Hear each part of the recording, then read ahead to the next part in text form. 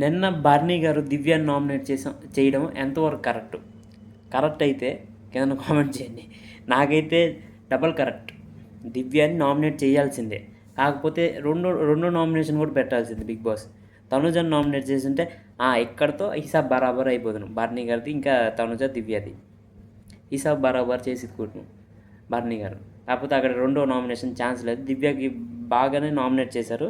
అంటే నేను బయటికి వెళ్ళిపోయాను, అది నీ వల్ల వెళ్ళిపోయాను అని అంటున్నారు బయట జనాలు. నువ్వు నా వల్ల ఎలా వెళ్ళిపోతారని డిఫెండ్ చేసుకోవాలి కదా.